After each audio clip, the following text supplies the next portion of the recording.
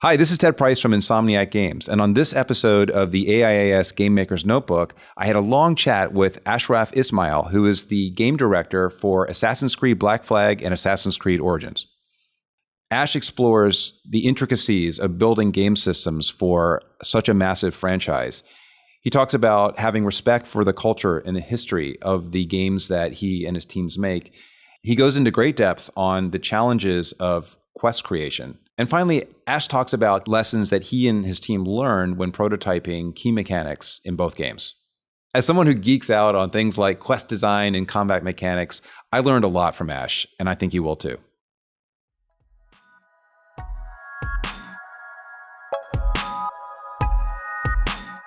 Welcome to the Game Maker's Notebook, a podcast featuring a series of in-depth one-on-one conversations between game makers providing a thoughtful, intimate perspective on the business and craft of interactive entertainment. The Game Maker's Notebook is presented by the Academy of Interactive Arts and Sciences, a member-driven organization dedicated to the recognition and advancement of interactive entertainment.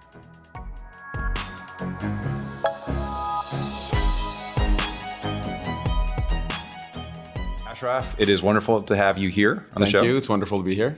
And I'd just like you to spend a little time telling our listeners about your background and how you became the game director for, I think, one of the biggest franchises in our industry. Yeah.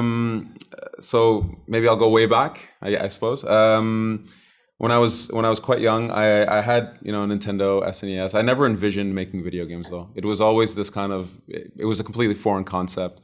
And I took a programming course in high school, and our teacher had taught us programming by making little games. And the first game was Hangman, and it was this language called Wacom Basic. It was super old language. And I became enamored with this idea of building this tiny little world. I rushed through the coding part, and then I spent the rest of the 2-week time period just building a story of why are these words the salvation to this person who's about to hang? Why are they hanging? Building animations. And then I had this kind of eureka moment when we finished the project, and I gave it to some of my classmates to play. And one of my best friends, to this day, he was laughing at the story that was playing out. And it was a eureka moment. It was, okay, this is what I need to do with my life. I fell in love with this notion of you build a tiny little world, with its own little story, its own little rules, and then you give it to somebody else to derive pleasure from it. So at that point, I decided I want to be in video games. And because I was taking a programming course, my path felt natural that it was through programming, through coding. I didn't necessarily love it. I loved design and storytelling and world building. But I could code. And again, at the time back then, there weren't design schools. There weren't a formal path to take. So I went down that road, and through school, my friend and I made video games together. And it was those games that we made that at some point someone, when we applied to a company, had seen, we shipped some stuff as kind of, let's say, indie back then, a lot of mods. As soon as I finished school, I had a job at EA, and that's kind of how my career started. I'm going on. No, that's okay. I mean, what I love is that you started with coding. Yes, and absolutely. And so today, as game director, do you feel like that background really helps you identify with the gameplay programmers and tech programmers on your team? Absolutely. It's so my passion was always more game design, more world building. But my engineering background, so I studied software engineering.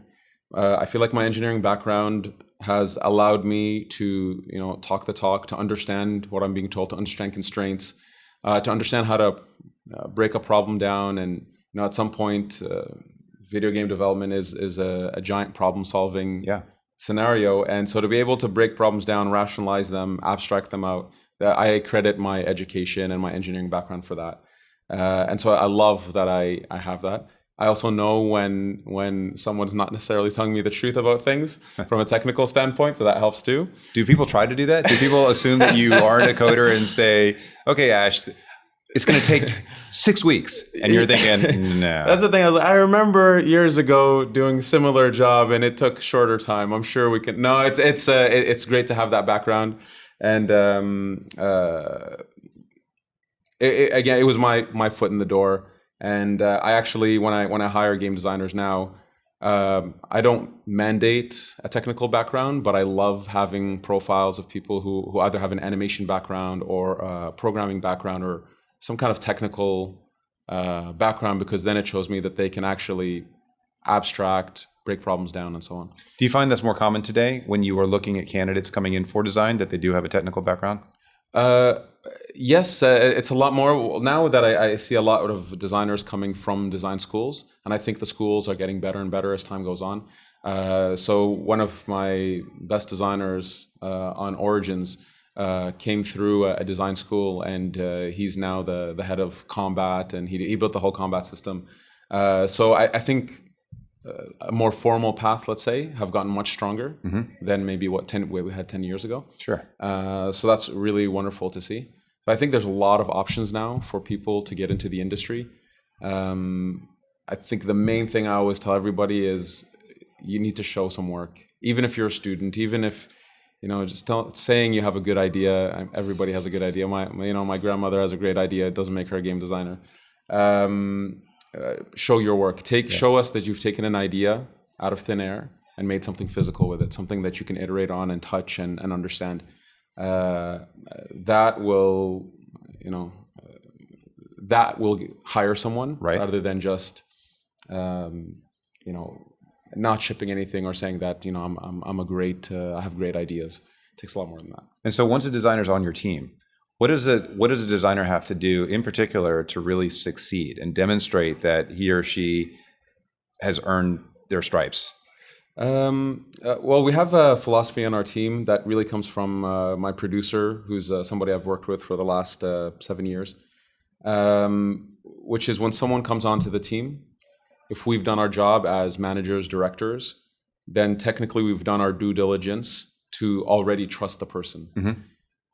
And that they have to earn our mistrust. So I love this philosophy. The culture on the team, because of that and because of him, I find we have this very open and kind of caring philosophy on the team. So we kind of assume as soon as somebody comes on board, we've done our job to hire them.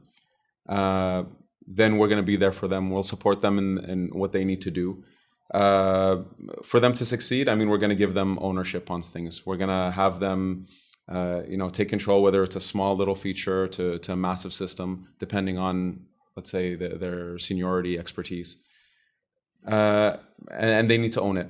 We really want our designers to be the gatekeepers, to not necessarily generate the ideas. Ideas can come from anywhere, but as a designer, you need to kind of have the blueprint, have the architecture of how we're going to build this thing, how we're going to tune this thing.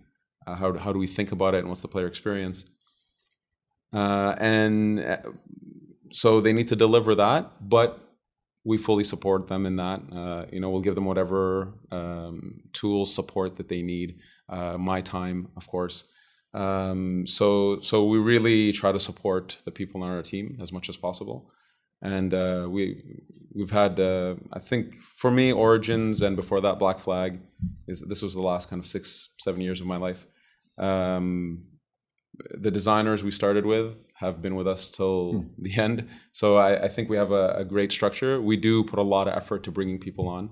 So making sure that if someone comes on, that they have the technical capacity, they have the abstraction capacities to hopefully bring something to the production. Well, this is a very, very specific question, but sure. On the Origins team, how do designers work with the other groups?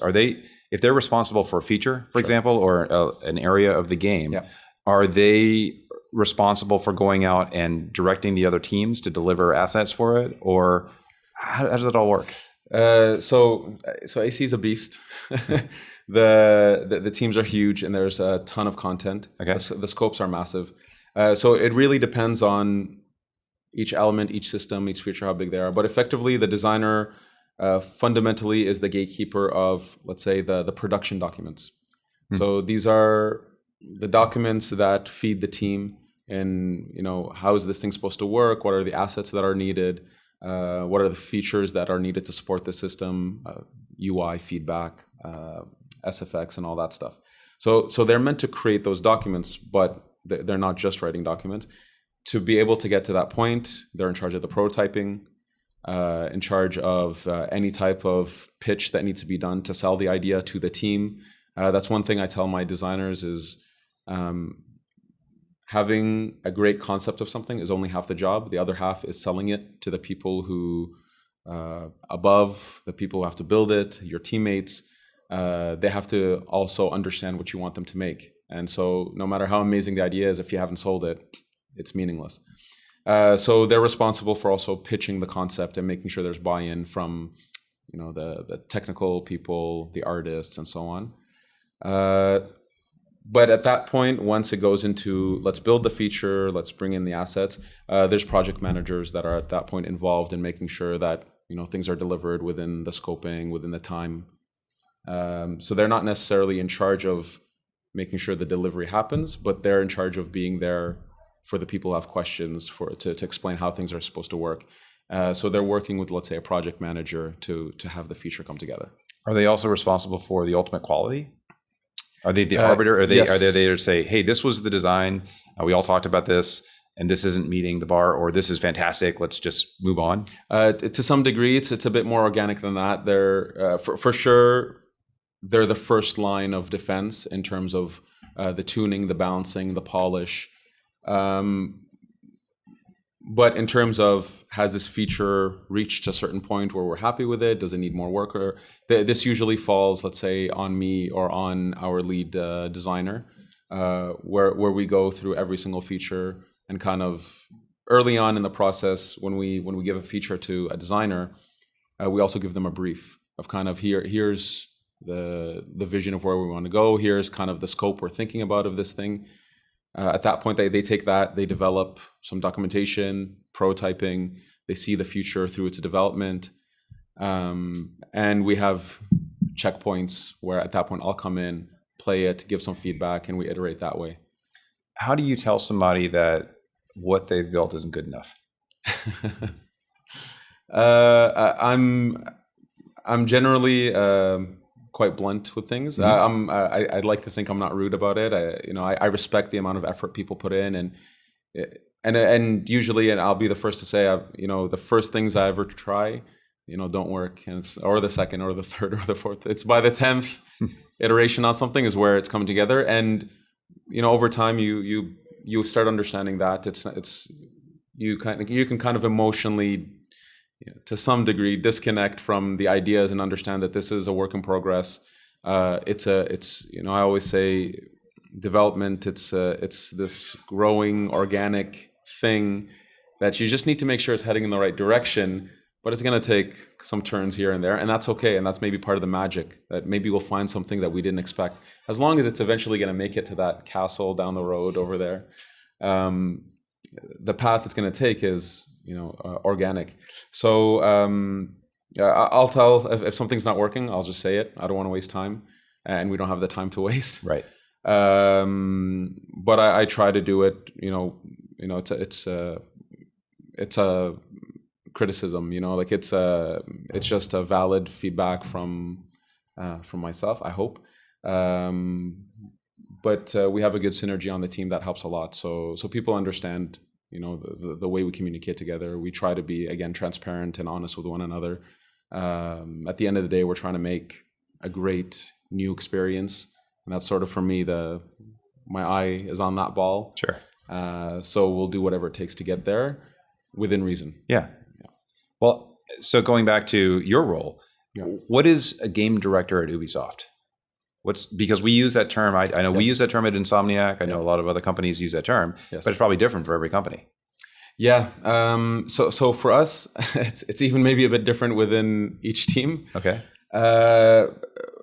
For our team, as a design director, high level, it's really the player experience, from the features of the game, mechanics, but also into the narrative. Making sure that what the game is asking you to do as a player is quite in line with what the narrative is trying to indicate.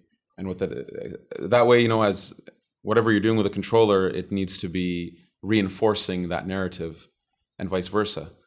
So it's making sure, so I work a lot with the narrative team. Yeah. To make sure that we're aligned.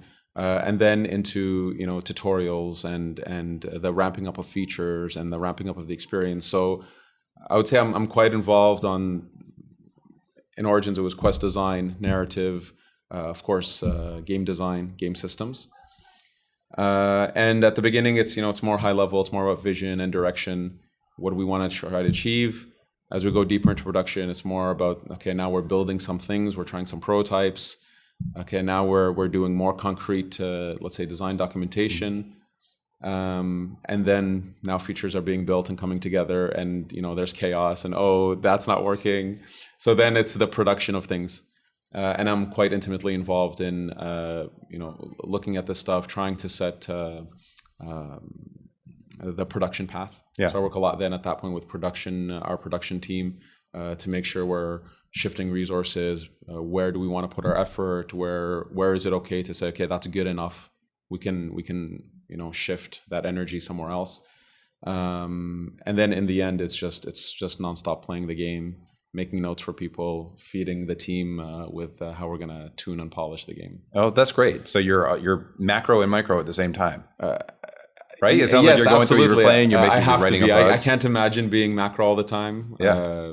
My job cannot be micro all the time. Yeah. And even in micro, I really try to avoid micromanaging anyone. Oh, it's more feedback about the details of the game. Exactly. Yeah. To be clear, I wasn't implying micromanagement. I think in many ways, I think a great game director is willing to dive into the game and look at every single detail, and because you're the last line of defense, right? Yes, exactly. Yeah. I can't imagine not intimately knowing the details of the game. Right. If I'm ever asked a question about something and I don't know the answer, I actually feel like I failed somehow. So by the time we ship, I've played every piece of content quite a lot. And now that games are getting bigger and bigger, it's getting really hard to figure out how to do that properly. Right. But it makes the job fun. Every day is not, it's exciting. It's never boring. So no, I love the job. I'm blessed to have this job and to work with, really wonderful people, and I'm in love with this industry, so it feels good. It's a pretty exciting place to be. Yeah, no absolutely. question.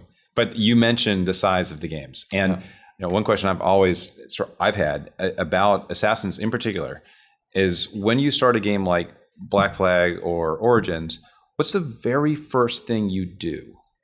We have this challenge at Insomniac when we talk about, is it story, is it macro? Do we just have an open brainstorming session? So what do you do? So for both Black Flag and Origins, it was slightly different. Technically, the first thing we do is, what is the context of the game? Okay. So, and this is really done with a small group. Sometimes the upper management of the company is involved in that discussion, because it's going to entail a lot of what we want to invest into. What is the fantasy we're going after? What are we trying to experience? Even if we don't know narratively what it is, saying a pirate game instantly means, okay, we have ships, we have an ocean. Mm-hmm. What part of the world are we in? So that it already starts putting some basic building blocks in place. So that's the first thing on AC. It's really specific to AC, but it's really, where are we in time? Where are we in the world? Once we know that, we very quickly start talking about, two things at that point. Starting to prototype some ideas, brainstorming, all that early blue sky, head in the clouds kind of stuff. Just, okay, let's just try some stuff in that avenue. Doing research, of course. And starting to talk about the player's role. So here it's, again, because we deal with different time periods and kind of sometimes different fantasies beyond just the pure assassin fantasy. Black Flag, it was a pirate. And even in Origins, the main character was sort of this, let's say, sheriff or marshal. So what does that mean? Yeah. So we jump into, what is the player role? Because again, that's going to indicate intentions, interactions, narrative, and all that stuff. So we kind of think about these things very kind of high level and kind of getting into it. And at that point, we have a few prototypes started.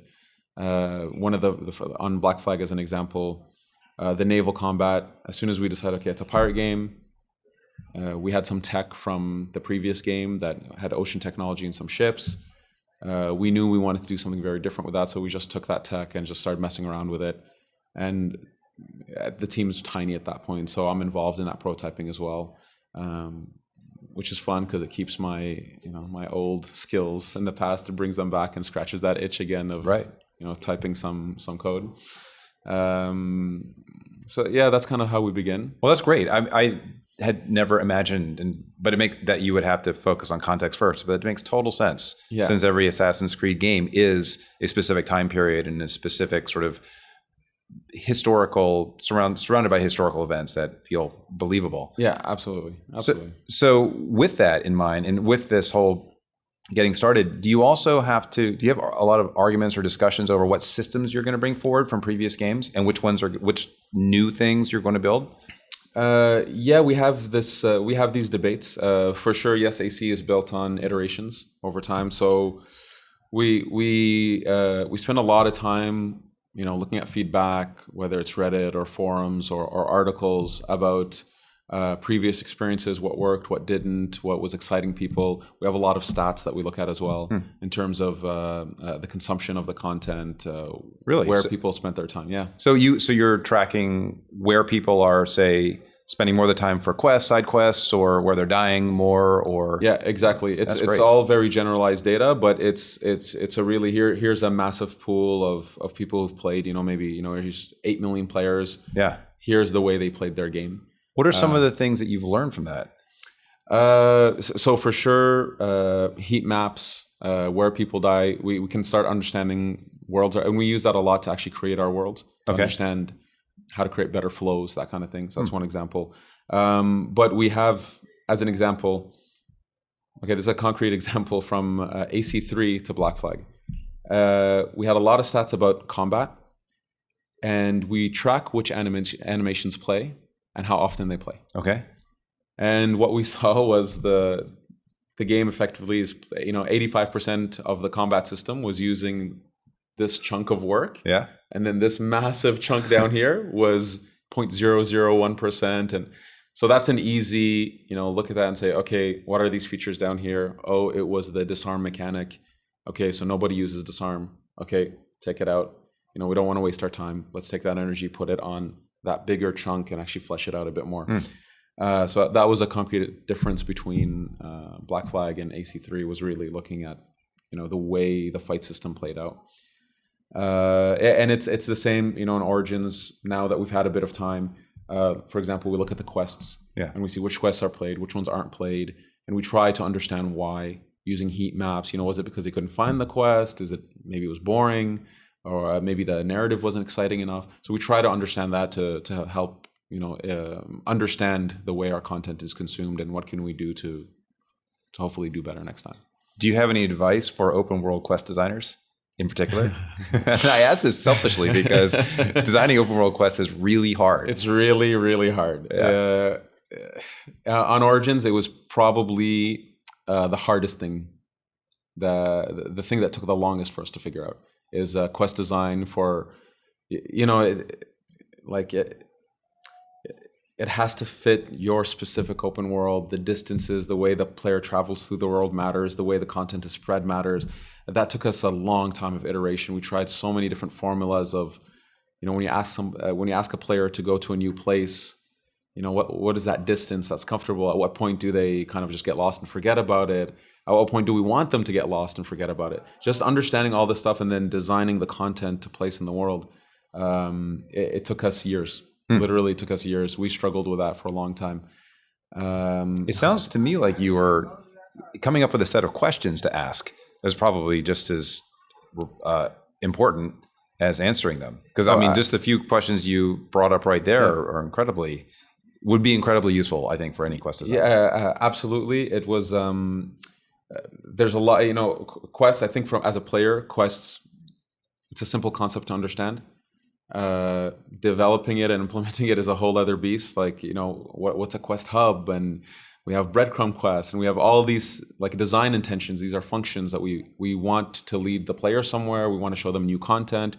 Whatever the reasoning is, there's also an impact on the game structure itself. So there's a lot of elements that you kind of need to understand to be able to understand, okay, what is a quest in this game? Yeah. So yes, understanding let's say, how does the player move through this world? It's going to impact the way you build quests. And then you have that's more technical design stuff. Then you have all the narrative stuff, like why would this person talk to this other person? And at some point we even get into very philosophical debates, and maybe too much. Why does this person have an exclamation above their heads? How do we know that? How does the system know that? Is it because they're waving at you, or so we sometimes do get into that's fantastic. I mean, because guaranteed players are probably not thinking, maybe not consciously thinking it, but subconsciously they're picking up on things that may seem chaotic, or some things that don't work together. Yeah, like or creating discord in the game somehow. Well, I think we sometimes have this in games because of tropes that we're used to. So, for example, yes, like the exclamation above the head. At some point, we were actively asking ourselves, can we actually make it less abstract than that? Can we actually make it more meaningful? I don't think we found the perfect answer in Origins. But for me, as an example, Witcher 3, by using job boards, by having quests chained to one another, it gave a lot of logic to how Geralt knew how to get these quests. It was also linked to his job in the world, his role in the world. He's a mercenary who's looking for money. So this stuff is I think you have to think about that stuff if you want it to make sense. The more abstract it is for a lot of things, I think it'll work due to RPG tropes and all that. But it's for me, it's a challenge to see how can we be less abstract? How can we be more unique to this game world? How can we make sure the experience is unique and makes sense for this, this character to do these things? It's same with, XP systems and all that stuff. Yeah. We accept at some point that it's really abstract. These notions of XP it's a weird number you get for doing something. But we get into these debates and we find our answers, and sometimes the answers, I think I'm super happy with Origins. I'm very proud of it. But for us, quests, progression system with XP, which really it was a first shot at it. Yeah. And I'm happy with what we have, but I think for me there's room to grow and do stuff better.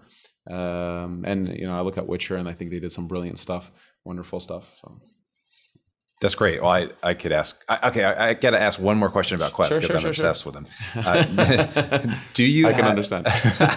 Do you have any rules or any you must not go here type of guidelines for designers? And I'll give you an example. Sure. The rule of 3. I don't know if you ever run into that where things are repeated 3 times as part of a quest, and then the next time you see some mechanic repeated 3 times, it becomes very obvious to the player that there's an issue, and that's something that I struggle with, that we struggle with, and that's sort of a rule that I think our designers are probably sick of hearing me talk about. So, are there any similar commandments that you have at the studio? Yes, we tried to formalize it on Origins. We had I would say quite a hefty guideline document that I created myself with our quest director. And it was really looking at all the content that we had and playing and trying to kind of formalize what were those rules that, because we work with studios that are outside Montreal as well, we can't be there giving that speech all the time. Right. So it had to be formalized in a way that we can give it to, let's say, our studio in Singapore or in Sofia, and that they were clear guidelines and we don't have to kind of keep repeating those messages. So as an example, the distance that a quest takes you across, any given space, we had metrics on that, very specific metrics to say, okay, if you're doing this type of quest, a breadcrumb quest, it's allowed to go, 1,000 meters. If it's part of a hub, then you have to stay within the bounds of 500. So these are very technical kind of constraints, but it was really structuring the way we imagine players would spend time in part of the world. So we had guidelines around that. In terms of gameplays, yes, we had the element that, okay, if you're doing what we called an eradicate, which is kind of like take out everybody in a certain area, you can only do that once in a given hub. You can't do that more. That's a great rule. Yeah. Yeah. And that was actually to not have it super frustrating that you're just nonstop attacking. Yeah. And so we kind of, these are the kind of the mechanics, the blocks of gameplay you can have. This is how often they can repeat in a given area. And then the quest director would actually be in charge of kind of mapping out the game, putting in the blocks when we know what the quests are, and kind of saying, oh, there's a lot of, let's say blue blocks here because it was, stealth. Oh, there's a lot of stealth here. Okay, maybe we should add a navigation challenge, maybe a fight. So it was abstracting out these guidelines and trying to have a good variety. We did that for the narrative as well. As an example, in every zone, we wanted, one funny quest, but no more than one. That's, again, what a great constraint, right? And I probably should say these are constraints versus rules, right? You're setting up constraints for the team. Yes. Okay. And having a programming background, I love constraints. Yeah. If you give me a white piece of paper, I'm going to get lost. I'm going to be flying around everywhere. If you give me boundaries, I always feel like, okay, I have nowhere to go but deep. Yeah. So for me, constraints, they're an aspect of design. It's a valuable thing. It's easy for me to say all this stuff now, but I tell you, getting there on Origins was really tough. It took us years to get to that point where we were able to actually write down the stuff, organize it, communicate it properly. So it was a big learning experience for us. It was our first time doing kind of a real quest system. Okay. So it was a learning process for a lot of us. That is, well, thank you for sharing that. And I feel like we could talk about this for another 2 hours and I would be riveted. But I want to switch a little bit to historical context. Sure. And I remember seeing Tommy Francois stand up on stage in DICE Europe and give a fantastic talk on the research that Ubisoft had done for The Division in New York. And he was talking about the group within Ubisoft who does much of the historical research. Yes. Do you take advantage of that or did you take advantage of that for Origins and for Black Flag? Yes, absolutely. So there's let's say, within the team, the Assassin's Creed team of Black Flag and Origins, we had historians on the team. All right. So we have some that are working for Ubisoft. They're employees of Ubisoft. For example, Maxim, he was with us on Origins. He's a historian, but he works as part of our team, internal. And then we have sort of external to our team, but within Ubisoft, Tommy Francois' team, which is a group of people that their mandate, it's really to help teams find experts, find experiences, find anything that can help us and understand whether it's the location, the locale, the culture, the time period. So we have it on kind of two prongs. This group is much more involved in the early stages. But our historians on the team are with us till the end. Okay.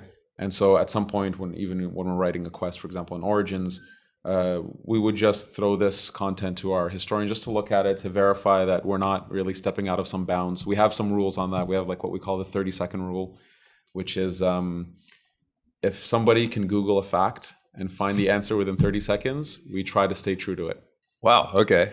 If it takes longer than that, if they have to really dig, then it gives us a bit more room to fudge with it. That's great. So do you have some examples on Origins where you found one of those facts and it became part of the lore of the game, or you were debating one of the facts and you used that rule?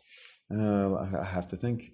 We knew, for example, hieroglyphs, we needed to stay authentic. Okay. And we needed to have our definition of hieroglyphs. So we actually had an expert with us where they had to validate every piece of art that had a hieroglyph on it. We were that kind of precise on it. So if an artist was creating something, we didn't want it to be like, here's some generic symbols. No, it needs to say something, or it needs to actually mean something, or use a reference that we know, historically speaking, is accurate. So we had an expert validate all that stuff. So that was as an example where for us, hieroglyphs, we were not going to kind of just throw some random symbols anywhere. We wanted to stay authentic to it. One rule that I wouldn't say we broke, but we allowed ourselves to bend, is the definition of a Magi. So Magi's were actual, let's say, functions in the world. They're people who are sort of like, let's say, almost like a secret service to the pharaoh. And our hero, Bayek, is a Magi. But we had to kind of fudge it, kind of twist it a bit to make sure it fit the role that we wanted in the game. And it was, for us, we had just enough credibility in it that I think it fit the general description. Yeah. But where he's from, the definition of the job itself, the actual function between Pharaoh and this role, we allowed ourselves some flexibility there. And that was intimately connected to the main character. So that was a funny one that we debated for a while of how do we define a Magi. Well, it's funny you say that, because my own personal definition of Magi is from your game. Right? If anybody asked me to describe what a Magi does, I would describe the main character. So, yeah, what I think I personally love how your team digs into the history and how it feels authentic throughout. Thank you. As a result, we feel a sense of responsibility for that, with every game, but I really felt it with Egypt, that we wanted to bring this very iconic time period to life. Its people, the cultures, the languages, who lived in this world and how did they live in this world. We felt a responsibility to do justice to it, and we didn't want to do a caricature. We didn't want to do something stereotypical. We really wanted to do something authentic, and in all that effort and research, something kind of unexpected came out of it, which was what we call the Discovery Tour, which is sort of like this kind of living museum version of the game, where we effectively turn off all the violence and here's a bunch of tours. That actually came from all the research we had done. And there was a handful of people that loved this idea that, hey, can we be more than just, kind of like an M-rated game? Can we actually take this research and knowledge that we have a huge base of all of a sudden in the team, and do something with it? And so it was a small handful of people that worked kind of weekends on their own, late nights, to deliver this thing.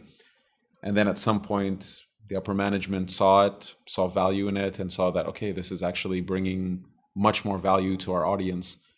So then it became kind of an official element of the game, when it was really done sort of on the side, hidden, a few people really trying to push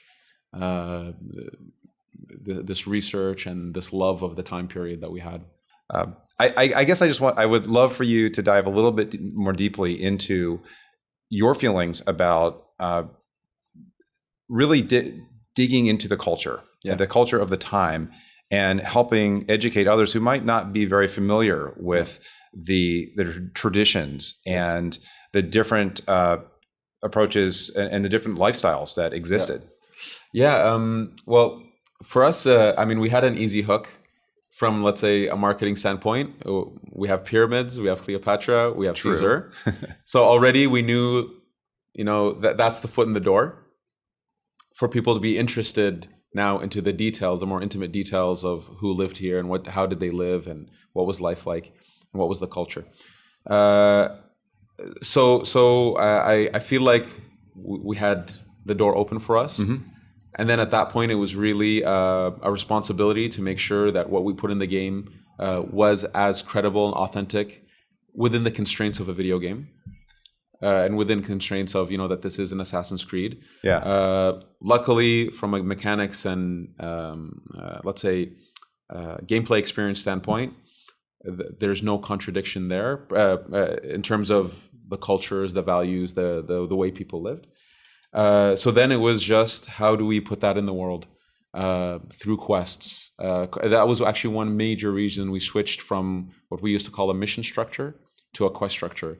There were many reasons why, but one of the key elements was we had all this information and really cool characters and really cool little events that have happened that we found in our research that we wanted to represent. And with the old mission structure, it would have been a struggle to try to do that. So we asked ourselves, how can we put this information in the world and have it even be somewhat meaningful? Yeah. And the obvious answer was there. We didn't invent anything. It was to do quests, to be able to give the player a ton of content in a kind of easy to manage way, where they haven't, let's say, an ownership over what content they want to play, how do they want to play it, what do they want to ignore. So that was actually a key decision factor in going to a quest structure. Was quests were a way for us to feed a lot of the research and knowledge we had about the people of the time period. That's great. Well, It paid off. For me, every time I did a quest, I felt like I learned a little bit more about the world. Thank you. Yeah, and that's a great hook to pull players through. Absolutely, sure. Absolutely.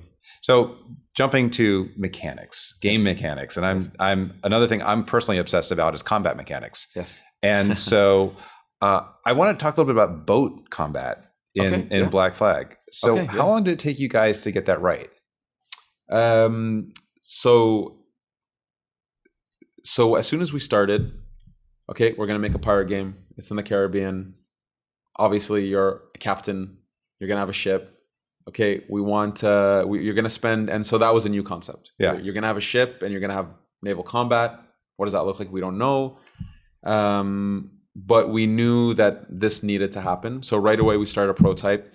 And to be able to iterate quickly, we did the prototype in Unity 3D. So we had one of our more technical game designers, a senior guy. We started with a notion, which was, okay, trajectory.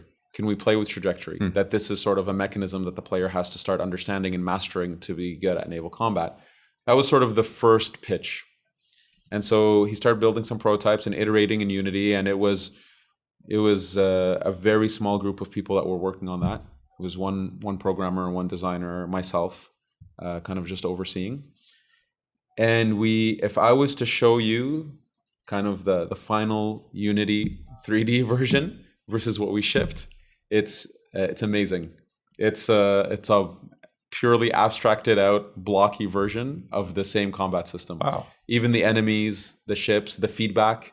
So even having that arc feedback, the some kind of like little circle on the water, you see it in that original prototype. So that prototype took us a few months to build, and we iterated on it. It was about 3 months until we felt we had something really solid. I think one skill a designer needs to have is to be able to understand when something is good without all the realization, without, yes, you need effects for feedback, but if the effects are there for just beauty, okay, then can you look past that? And we achieved, I think, a really fun mechanic in Unity 3D. And then at that point, we built a small naval team of a few more programmers. We needed, more AI people. There's a lot of technical constraints around the physical building of the ship. That was probably one of the hardest things that we did on Black Flag is what is a ship in this world from a metric technical perspective. Getting that right was really hard. The first versions of the ships looked like weird spaceships. Just to work with the physics, to go a certain speed, making sure where the camera is positioned, that you don't have sails covering half the screen. So they were weird at first, but we kept iterating, and then it was really close to the end of not production, but a bit before announcement is where we finally found our ship formula. So it took a long time to find that, but we built this team right away, and they were there till the end. So the production of the naval combat and the navigation of being in the ship was from beginning to end. Yeah. But we started with prototypes and moved on and let the prototypes speak to us. Well, it really came out feeling so satisfying. And it was a great, I feel like you could have gone a million different directions. You could have made it where a simulation where you have to order your mates around and then they fire the cannons and it takes 5 minutes. But it felt so responsive, and I think. Thank you. Yeah. Well, we actually did try variations. We tried, how impactful is wind direction, wind strength. We tried all that. What we always fall back on is we always say, well, AC is a third-person action adventure. We've added RPG elements. We've added a lot of other elements to that. But fundamentally, it needs to be somewhat responsive. It needs to be more action-oriented rather than strategic or tactical or purely tactical. So that's kind of always a guiding design intention that we have. Whether it's combat, stealth, navigation, that it should head towards more of an action-oriented approach, really specific to AC. Yeah. And so we use that as a guideline even for the naval combat. But we tried. We didn't hinder ourselves in what we attempted. We really tried wind mechanics. At some point, the pitch of the ship had an impact, but then it was too complicated. It needed a lot of UI support, so I scrapped that idea. So we really let prototypes speak to us and trying to understand what is that final experience, and then do we like it or not. So we try to project a lot, and it worked well for us in that case. Well, jumping ahead then to Origins, the combat system that you have is, to me, it's simple on the surface, but then it can get very deep if you decide to do that. So did that take a lot of iteration as well? Yep. It went through the same process as our naval combat. Again, starting very early, the mandate for Origins was really to refresh the franchise, to bring something new. Combat being a big part of the franchise, we felt, okay, this is an opportunity to make a new combat system. So starting with those kind of very similar intentions, starting in a Unity 3D prototype, the first kind of thinking around it was in AC, we've changed the combat system multiple times in the past, but fundamentally they were always based off of the same concepts, which was a paired animation system. And we thought, okay, if we really want to bring something fresh, let's challenge that concept. And so we went to a more hitbox-based system, which, yes, naturally means your animations are not as in sync. They're not potentially as beautiful. But we felt that it gave us more gameplay avenues to play with. So that was, again, an early decision, just like the trajectory one, where it was like, okay, can we make hitbox combat work in AC? What does that look like? So we started with Unity 3D prototypes, built them up. Once we sort of got to a place where we were happy, started building the real thing, going into production with that. But again, it was a full team, really brilliant programmers, animators, game design, and working right till the end. And for me, I think what we achieved, I'm happy with what we achieved. I think there is, it has that potential for a lot of depth. But for me, I think there's a mastery to it that we still need to hit. For me, the system was great. But if I could spend another 3 months on it, I would have loved it. If I could have squeezed another boss fight out of it, I would have loved it. But we spent 4 years building that thing. Yeah, a lot of iteration, a lot of prototyping at the beginning. How much of that time was spent on just the bow and arrow mechanics? A good amount of time.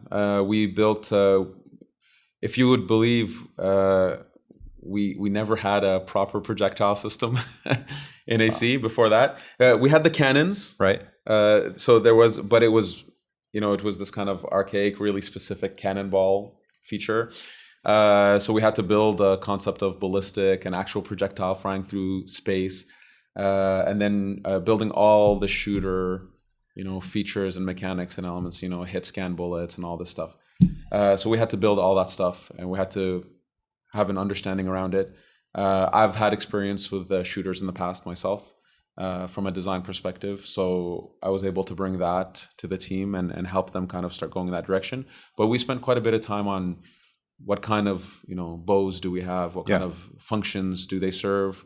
Gameplay wise, how do they work? How do we tune them? We spent quite a bit of time trying to figure that out. Well, it really paid off. The reason I bring this up is because it is one of my favorite mechanics in the game, and probably my favorite. Thank you. Period. Thank you. I actually think we achieved something quite good for the fact that AC's never been a shooter, right? Aside from the naval combat. And I'm quite happy. I'm really happy actually with where the bow system came to be, and it felt like a really solid third-person shooter in my opinion. Absolutely, it felt like I've kind of assumed that this was built on a system that you had already perfected in some other game, and I couldn't think of it offhand, and because it did feel so natural, especially as you started changing up the bows. Thank you. Yeah. Oh, that feels great to hear. No, we built it from scratch. It was really built from scratch. But again, in my earlier days, I'd done a lot of modding small games using Unreal, using Quake Engine way back. So I had a base that I was able to quickly transfer to our designer who was working on it. And then he picked it up from there and just ran with it. Well, it's pretty interesting too that you're talking about taking your base in more traditional projectile weapons and bringing it over to bows. Yep. And it's I guess for our listeners, it would be great just to expose maybe one or two difficult decisions or constraints you had to work with your bows to make them feel right, and maybe things that people don't think about. Because in a game, when it feels good, you don't really think about what's going on behind the scenes, but there is so much to make a projectile weapon feel good. What are a couple of things that are important to you?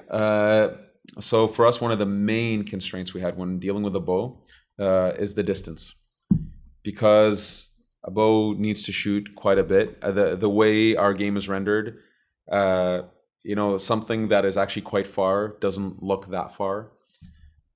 So how far can the bow shoot versus when does AI kick in? So reactions, animations, behavior. This was a tricky balance to find because that number was kind of shifting based on optimization and all that. But we knew that was going to be let's say the core constraint.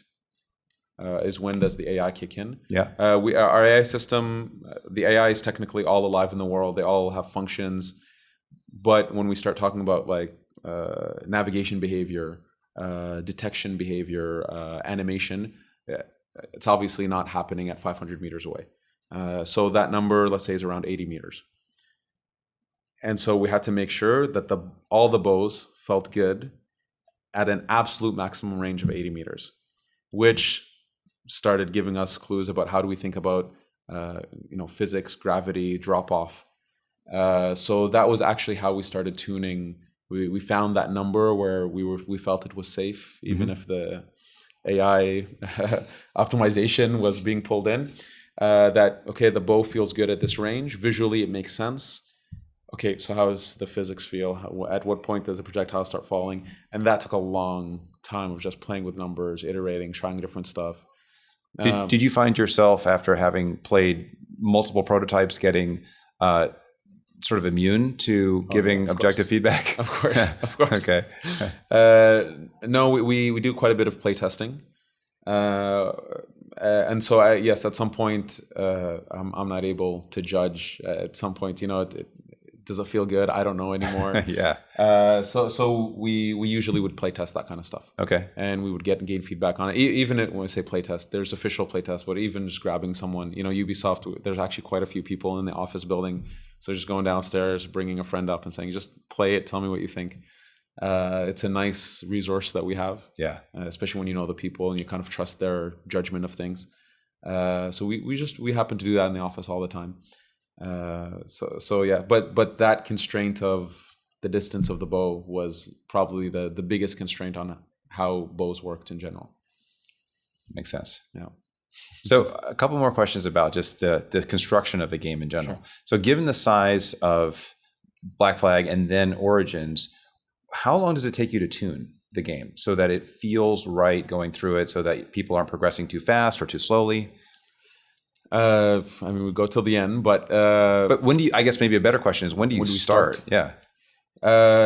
So we always try to, even in the middle of production. So, kind of generally speaking, we have kind of let's say a vertical slice of the game. Mm-hmm. If this, let's say, passes, we go into production where we head towards alpha, and alpha being, let's say, hopefully feature complete. And having all your content at least first pass in. During this whole process, we try to tune, spend a bit of, even if it's one day a week, or one day every 2 weeks, debugging, just to create some stability. So we're constantly iterating and trying to, even as something's growing, trying to find the right numbers, the right balance to have. Are you having people play through sections of the game and tracking how much experience they're getting, what they're buying? Yes. Okay. Yeah. We try to get that in place as early as possible. Okay. The more time you have, the more information you have, the more polished this thing's going to be, the more balanced it's going to be. So we try to get it in super early. Of course, it's never ideal. So what we aim for is at the alpha. And for us, what we try to have is a 1-year alpha. So between hitting alpha and shipping the game, giving ourselves 1 year. Wow. Yeah. That's fantastic. That's the ideal scenario. And actually, I would say we did it on Origins when it comes to features and systems. So the economy system, progression system, it was all there by the time we hit alpha.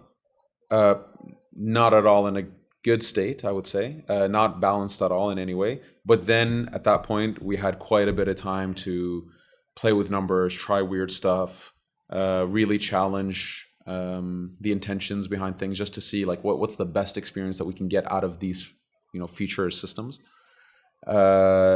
So in an ideal world, we would have that 1 year to do that. And for a lot of the stuff, it was the case. What we missed on Origins was the quests. Quests weren't ready by alpha. It took a lot more time. We were still building, and I think we did a good job of prioritizing how to think about which quests do we want to finish first, so we can iterate on them more and more, versus the ones where it's like, here's a one shot at it. Maybe we get a second iteration attempt, and we have to accept that.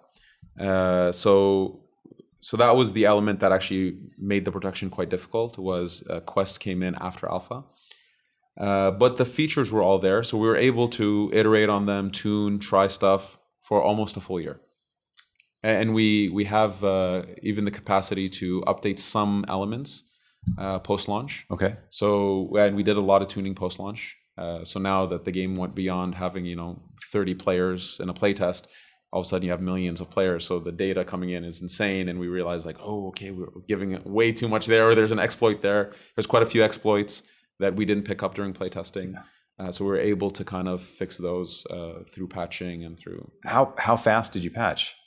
Was that within the first couple weeks? The first patch, I'm gonna get it wrong. The first patch was it was a few weeks after launch. Okay. But then we had about a one patch per month iteration. Oh no, it was actually faster than that. It was maybe one patch every 3 weeks. Okay. And those were mostly tuning changes? We actually added a lot of features. Oh, okay. Wow. Well, that's great. What a it was bonus awesome for players. Yeah, it was awesome. We had kind of the people were hungry. Now that the game was launched and we had been working on it for 4 years, there was kind of an excitement on the floor, and we had the space, and we had the resource to be able to start adding something new. So we started looking at feedback, and people were asking for New Game Plus. People were asking for other game modes, and we actually would start the process of, okay, can we build that? It's possible. Okay, what does it mean? Okay, we can do it. Okay, let's go. Just make it happen. So it was really fun. It was weird. It wasn't intended at the beginning. So it was this. It wasn't as organized as our production was. It was kind of chaotic, and we were just trying to shove stuff in there, and put out more costumes, put out more weapons, more gear. So it was a lot of fun because it was built off of an excitement, and we saw that the fan base was actually really accepting these new features of the game, and the RPG mechanism and gear. And so we were excited for that. So it gave us a bit of energy to keep pushing, and then the patches got way bigger than we intended. So adding difficulty modes, that kind of thing. Yeah. But it was fun. It was really because we were seeing the audience react, and we had the capacity to say something back and to do something. So that was a lot of fun. Great fan service. That's fantastic. It's a play. I mean, for me, I never forget.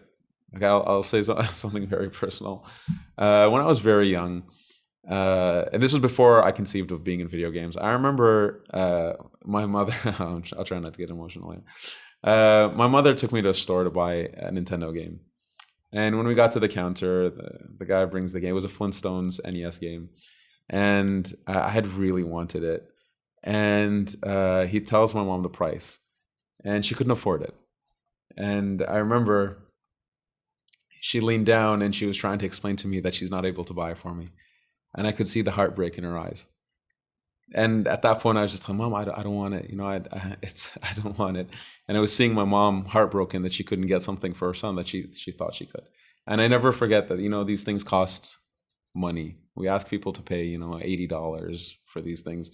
We better earn every single penny and double that even. I would be heartbroken if somebody said, this wasn't worth the money I paid for it. It doesn't mean you have to like the game. Maybe you don't like the game, and that can be okay.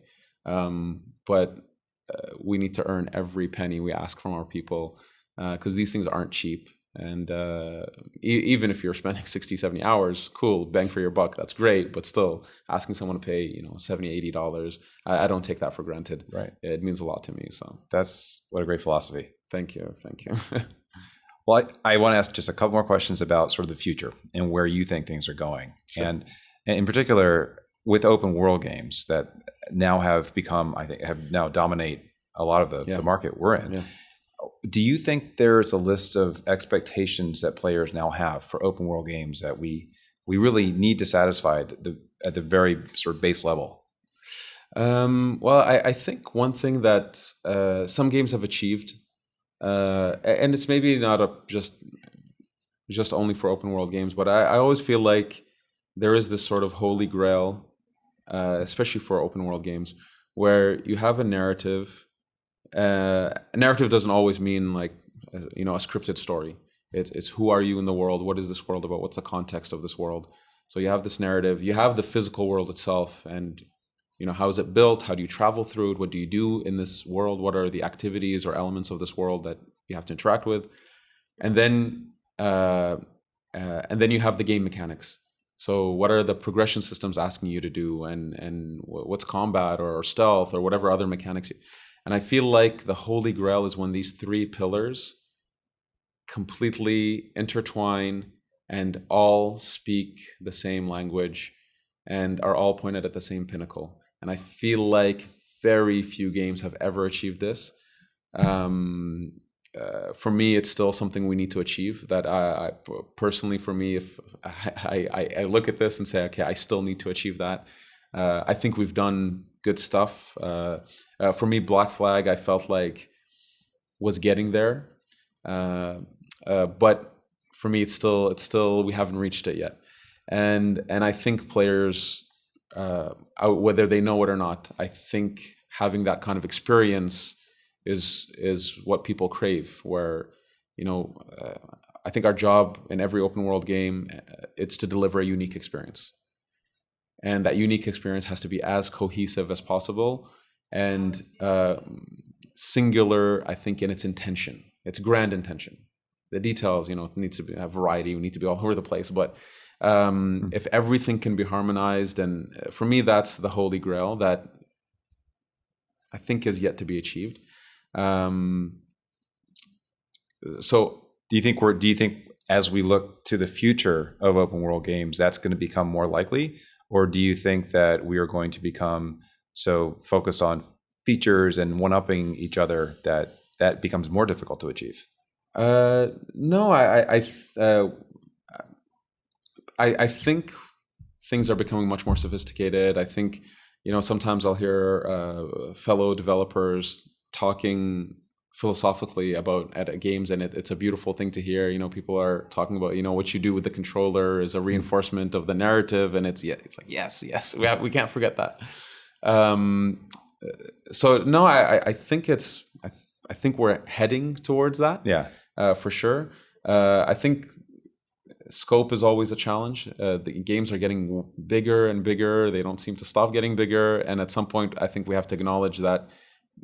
Pure content just on its own we're never going to win that race. Yeah. You're never going to make enough quests. You're never going to make a big enough world. It's always going to just get bigger. So we have to, I think, for me at some point, I feel like with Origins, personally for me, we hit a limit of scope. It was like, why does it need to be bigger than that? It doesn't.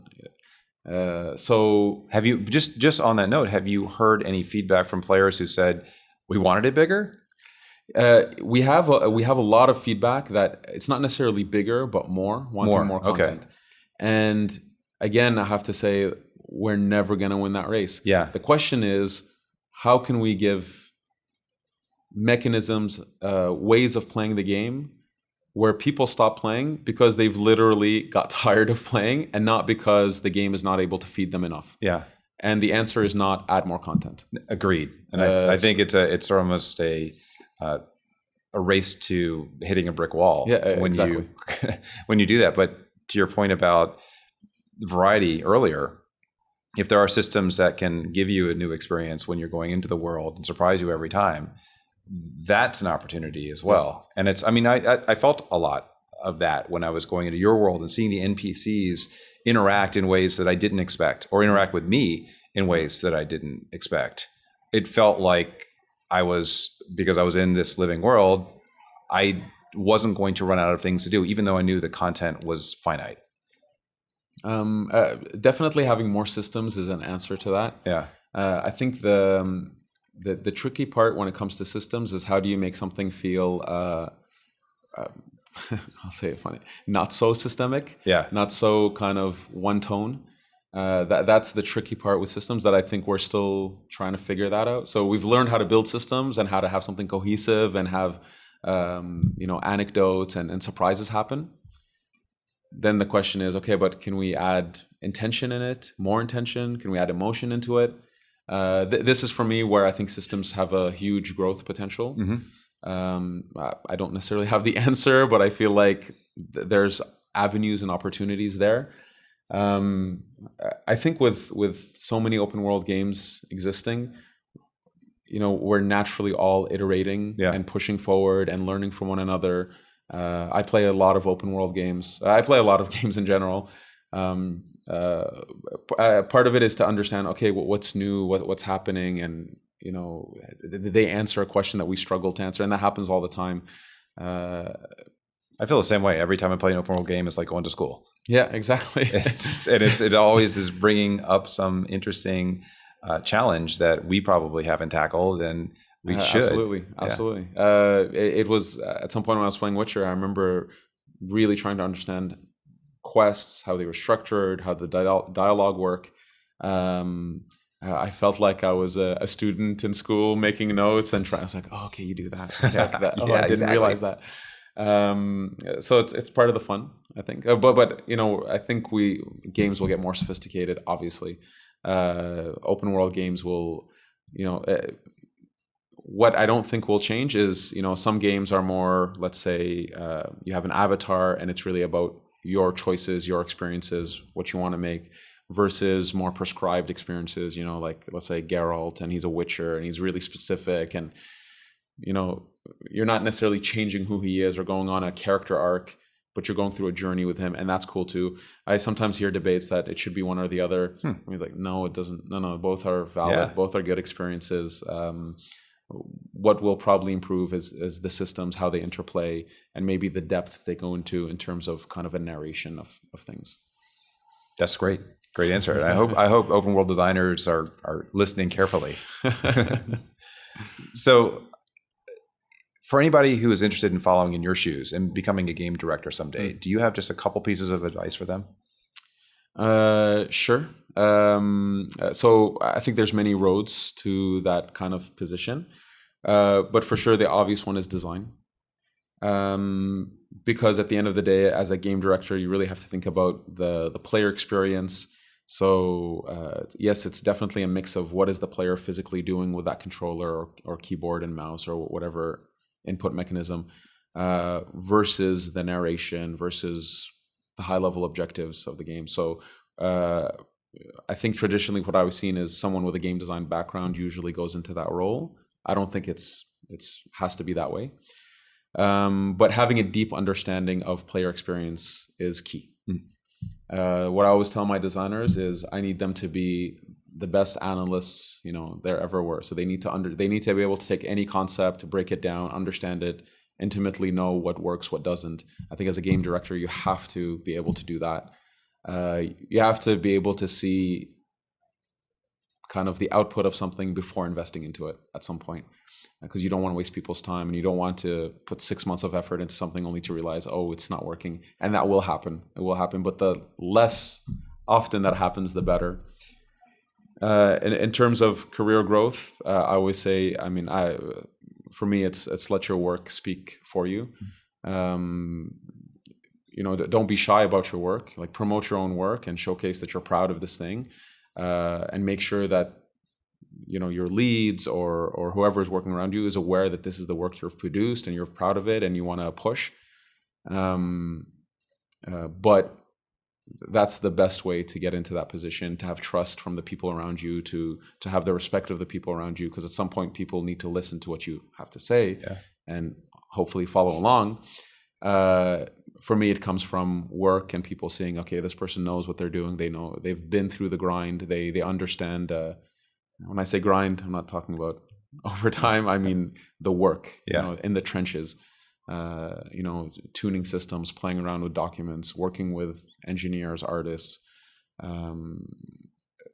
I can't imagine someone in a game director role who hasn't been through, intimately understanding the work that they're asking people to do. I'm not sure if that's a good answer. That is a good answer. I mean, I think that also exposes more of what a game director really does and what the expectations are for successful game directors. Yes. Every team is structured differently. Yeah, that's important. And I think it's important that a team structures itself kind of knowing the synergies, the weaknesses and strengths of its team and its team members, but also what is the experience you're trying to build and where is the effort that you want to push, whether it's more narrative experience or more system-based experience, whatever it is. I think that could also shape the profiles that fit the job well.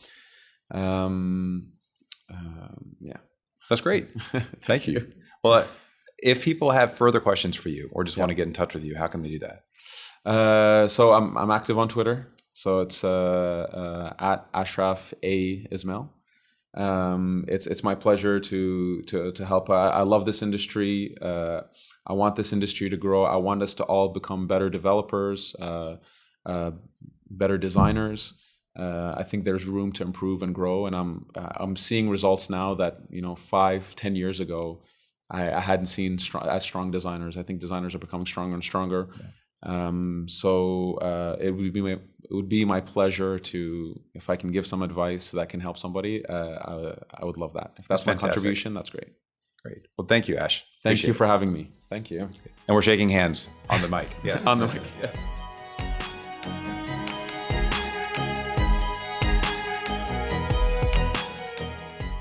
Thank you for joining us for the Game Maker's Notebook. For more information on the Academy of Interactive Arts and Sciences, our podcasts, and our other initiatives, please visit www.interactive.org.